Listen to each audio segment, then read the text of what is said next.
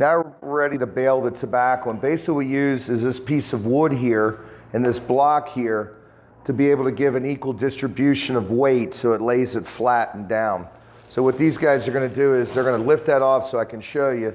The next thing it has is butcher paper lined around it, and the butcher paper is used to protect the top of the tobacco. Again, as we push, it has perfect tension all around the tobacco, and if you look, every single leaf is exactly alike, because when we saw them earlier when we were stringing those particular tobaccos, we had sorted and selected these right from the farm, and then they actually went through 5 more sorting and selections through fermentation and through the pre-industry, which is where we strip and grade the tobacco. Now that the tobacco is dry and it's at 69% humidity, we're going to make this bale. So the first thing we're going to do is we're going to put that paper on there to protect the top. It actually has the same paper on the bottom also. Next thing we're going to do is we're going to take the burlap, and we have this big block of wood that actually fits the dimensions of the bale, and this block of wood over here is going to be basically the conduit for the press, and it's a circular press. It's going to run down, it's hydraulic, and then what this is going to do, this is going to even out so we have an equal distribution of pressure. Then we're going to roll this bale back. We're going to slide it here evenly so it fits right underneath the hydraulic press. The press has a certain poundage level that we use for our fillers, and what we want to do is we don't, like I said earlier, we don't want to have our fillers pressed too hard because we don't want the fermentation process to continue because we're done with it. It's at its peak of flavor. If we pressed it too much, what we do is biochemically put pressure on it and we burn the tobacco, one, and the second thing, we'd be breaking leaves. So when he puts this down, one of the things you'll notice is we're actually going to bring this bale to half its size, but it's going to be approximately 20 inches. And what happens is this is coming from here and it's actually going down. It's equally distributed, and that filler has the exact right amount of humidity so it stays pliable. It's not too humid and it's not too dry. It's actually perfect for what it is. So he has a gauge on the other side of the bale, and once he sees the gauge hit, and what we're going to do is we're going to lift this out and we're going to slide it around so you can actually see the tobacco. I'm going to put this box, and what you see, the burlap and the paper on the bottom is for the next bale.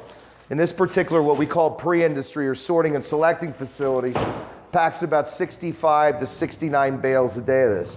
And if you look how even the tobacco is, and you see that all the legs, or the frog strips that we talked to you about on the outside, are always wrapped around the outside of the bale, consistently around, and all the meat of the tobacco is all inside where you're going to get all your flavor.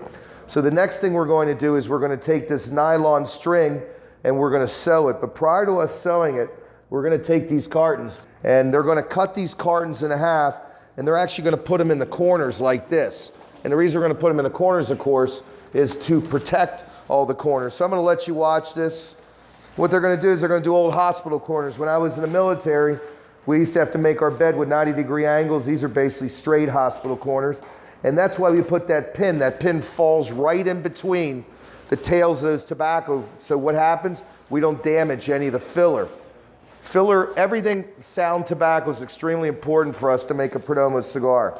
So they're going to fold this, and they're going to take these pins and put them in each corner to give it integrity while they're going to hand sew those bales.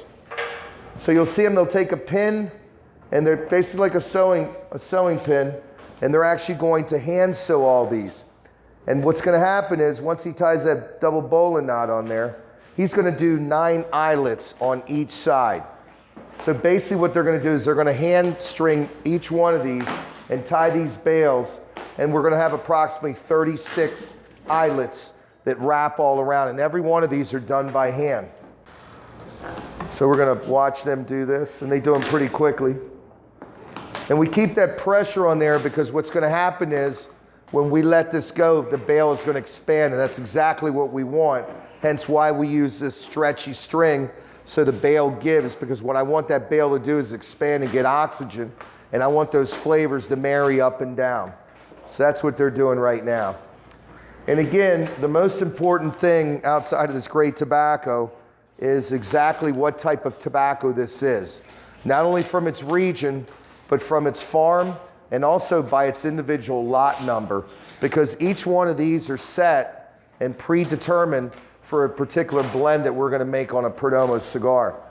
On the corners, after he ties eyelets, he's going to tie 4 eyelets on each corner so the bale doesn't pop or explode, and it's going to give it its integrity so we have an equal distribution of pressure so those tobaccos marry all at one.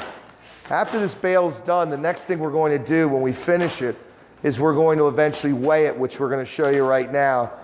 The bale is supposed to age the tobacco and really marry its flavors. So once they get these 4 eyelets done, they're going to cut it. And the next thing he's going to do is he's going to go into the middle of the bale, and this is where that card is going to go that's going to give us the information.